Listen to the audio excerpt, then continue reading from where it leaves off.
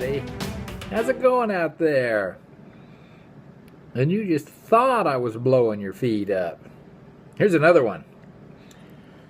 It's been a while since I've done just a ramble video, so just some chit chat. So I thought that's what I'm going to do here. That shouldn't be incredibly long, which means it'll be 30 minutes or less. But anyway, I don't know whether you've seen all my yabos and yapos I just did or not. But I'm thinking I'm going to title this one Father's Day Ramble. Now, I know it's not Father's Day. I know we're well after Father's Day at this point. But I got a story that kind of goes along with this. Now, again, I was out of town over Father's Day, and I just got back in. And both my daughters had a Father's Day gift for me. But one of them, and most of you, a lot of you probably know a little bit of the story about my youngest daughter and her car accident. I've talked about it in the video. You know, she was pretty banged up and broken up, and you know, one of the big things was her traumatic brain injury when her head went through the side windows. You know, bleeding on the brain, swelling on the brain. They say it could take a couple of years for that, and this just happened last November. So we're a little over 6 months from happening, and so this just happened. I think I just said that. This happened last November. It's like a broken record. Got to hit the needle. And so they said it could take a couple years for the swelling to go down. And she still has an issue with short-term memory. Trying to remember things. You know, they were, for a while, they were kind of concerned about, if she's living on her own and, for example, she's cooking dinner. Will she remember if she walks away? Will she remember she's cooking dinner? Will she leave a burner on, leave an oven on or something? If she's working, will she remember she's supposed to go to work? If she does, will she show up at work and wonder, why am I here? Or will she remember how to get home? Stuff like that, which, hey, she's got that. I'm pretty sure she's got that aced at this point. But anyway, when she first got out of the hospital and came home, she was in a wheelchair. And then she progressed eventually from the wheelchair to a walker, from the walker to a cane. And at this point, if you really don't pay attention, you won't even notice her limping. She's walking around perfectly fine. If she works out quite a bit, now she's still going to, physical therapy for her body.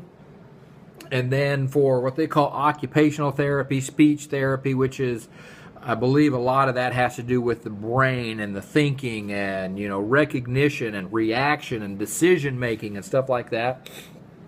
And so, but anyway, all this has a point. It really does. Just hang on with me just for a second here. And so when she came home, when she was in a wheelchair, about all she did was roll from the bed to the living room couch to the bathroom, out to the car to go to take her to therapy and back. That was her circle. We had taken her once or twice to a grocery store, and Cousin Stuffy, I feel your pain.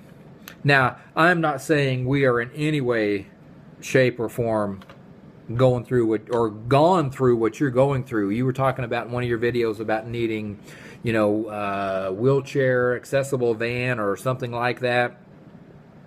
And let me tell you, it's a pain in the neck trying to get somebody in and out of a wheelchair. And every single time we went to the grocery, now we only took her out 3 or 4 times when she was in her wheelchair, just to get her out. And the therapist, said it's probably good to get her out, let her have some sunshine, some air, see other things, that way she didn't go completely stir crazy, cabin fever.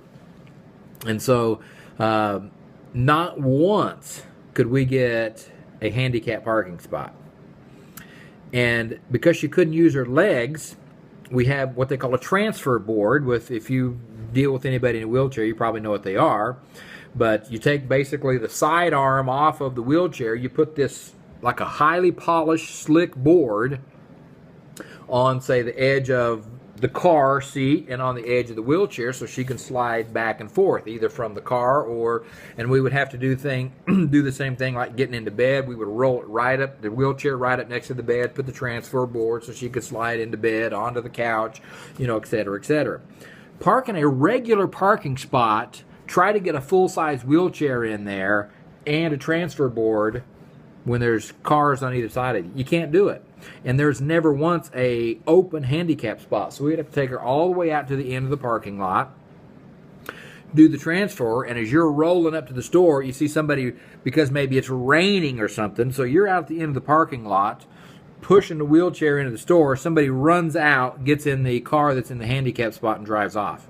Yeah, they've got a handicap sticker, but it's probably for somebody else in the family, and they're abusing it. So anyway, I don't want to get off on that subject too much because I will get angry. And so, anyway, we take her out to the grocery store. When she graduated to the walker, we really didn't take her out much besides going to therapy or not. When she got to the cane, then we started taking her out more. And one of the places that I took her to was to a thrift store. I can't remember what they called it. Thrift store, collectibles, antique. They got to throw the word antique in there. That way they can charge too much for things, in my opinion.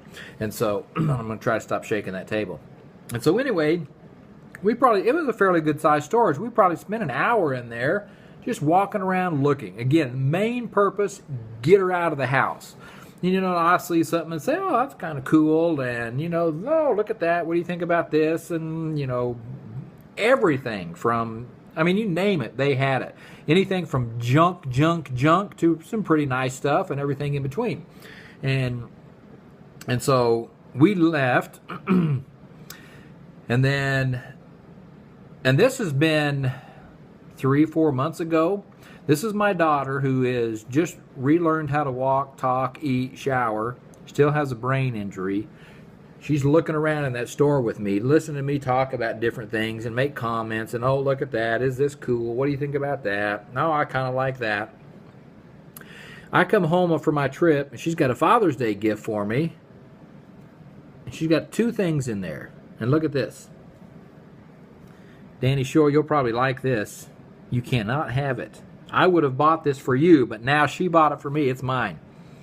She remembered me making a comment about this jar, saying, oh, look at that old jar, and it looks like it has, you know, it's can you see that there? Boric acid USP powder. So many ounces. What's that say? Contents 2 ounces. And it's got a tiny bit of powder in there. And, you know, it's got, you know, like some instructions on the back. Directions to prepare an eye wash. Dissolve 1 tablespoonful of McKeeson's, which is what it is, of course, McKeeson's boric acid USP powder in a pint of clean, they specify clean, boiled, sterile water. Replace cap after using. Keep container tightly closed. She remembered I'd made a comment about this. I did not say, oh, I'd like to have that if it wasn't so much, or, man, they're charging too much for that, or I made a comment, oh, look at that, that's kind of cool old jar, and look, it's even got some stuff in it. She remembered that, and that was in one of the things in my Father's Day gift. Can you believe that? Now, here's the second thing in there that I know I made a comment about. This old lighter. It looked pretty good on this side. It's kind of crudded up on this side. Look, that's something. Looks like it had a sticker or something on there. You know, it's kind of tarnished up, and you really can't see. Well, yeah, you can right there. The finish is kind of worn off. Never, look at that. Never been used. Now, the striker wheel right there, you can tell that's all corroded up. There is a flint. I did take and it works just like a Zippo flint. It's got the little spring loaded. You take it out. One of these says fill here.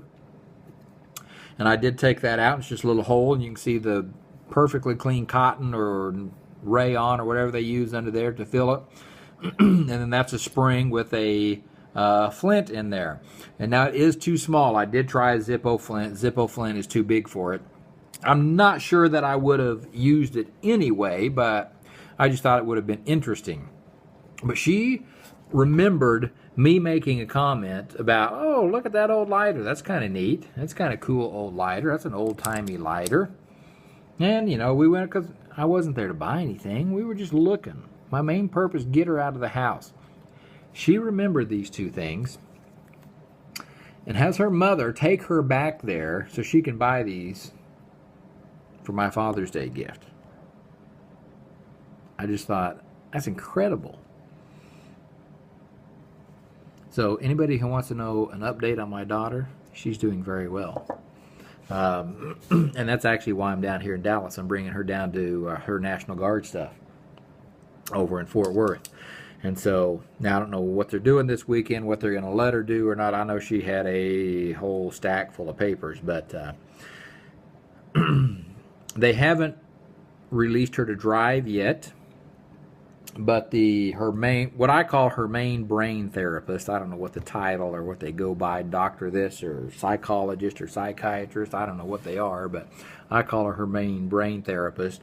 She pulled us aside one time and said, off the record, she says, on the record, she's not cleared to drive. Off the record, if you want to take her out into maybe a big parking lot, a school parking lot, when there's no, of course, school or kids running around, take her out in the countryside and let her drive just to see how she does. And so my wife did that. She drove around in the neighborhood one time. She did very well. She drove out of the neighborhood, 3 or 4 miles down the road to my sister-in-law's house and drove back. And my wife said, she's still nervous. We set her up with an appointment. There's like a driving school close by, so we set her up with an appointment with the instructor to do the driving test. She's already got a license. Just do the test, just like you would test a brand new kid learning to drive before they get their driver's license. So he did that. He spent about twice as long with her as he would normally with a student. And he said she did very well. She was still a little nervous, apprehensive about a few things, and because one of the things she has issues with is processing information. So she'll see something, it takes a little bit of time for her to process it and then think about it and then transfer it into, they put her on like driving simulators and therapy, and when a kid jumps out in the street, it takes her a little bit too long to process, oh, I need to hit the brake and stop, or, change lanes, or, something like that. The driving instructor said she drives good enough that there's no need to take her license away. She already has a driver's license. And so he said he would just feel more comfortable if she was driving, if she had, an adult, another driver in the passenger seat, until she just got more time doing it. And it's just like, I picture it just like when she very first learned to drive and getting her license, she was kind of the same way. And of course, now you can imagine with what or at least I would think with what she's gone through, I would probably be a little bit apprehensive about driving too. And so I thought about asking her if she wanted to drive, maybe an hour or two as we were coming down here to Dallas, but we hit rain almost the whole way, and some of it was pretty thick, heavy rain. So I don't know, we'll see on the way back, and she may not want to. She may feel a little intimidated if it's me in the passenger seat versus her mother. I don't know. Not like I'm going to scream at her, but anyway. But anyway, I just thought I'd bring you that, my Father's Day ramble, about her remembering these two specific things. I talked to my wife, and she said that she wanted my daughter grabbed my wife and said she wanted to go back to that store.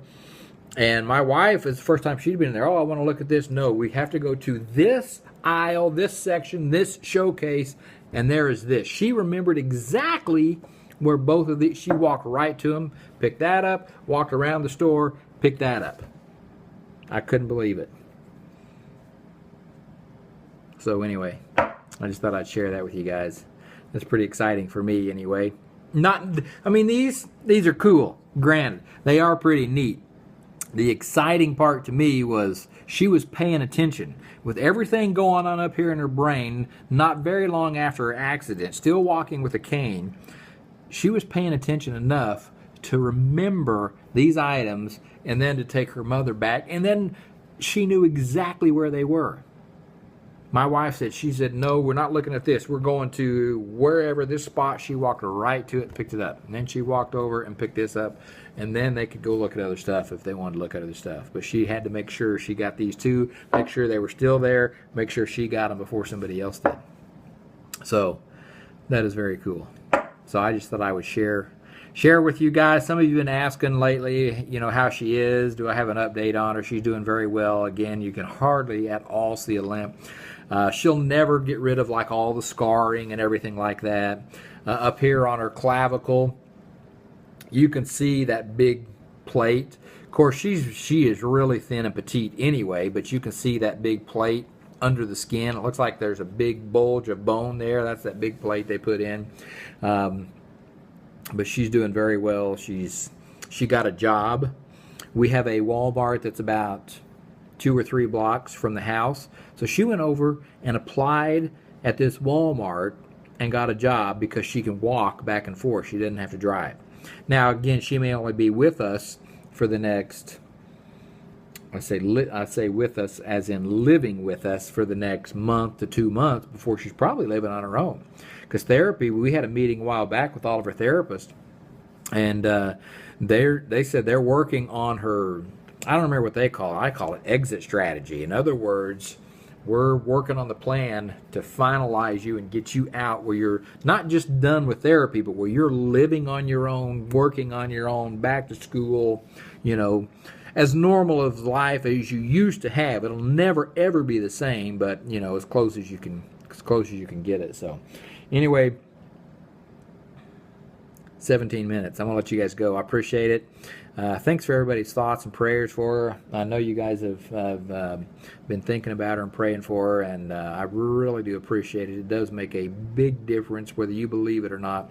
And so I'm gonna let you go. Thought I'd give you an update. And again, like I said, I mean, these are cool. I was not so excited about these guys as the whole process of what she did and remembering and to go get them. So I just thought I'd share it. Thanks, guys. I appreciate it, and I'll catch y'all next time.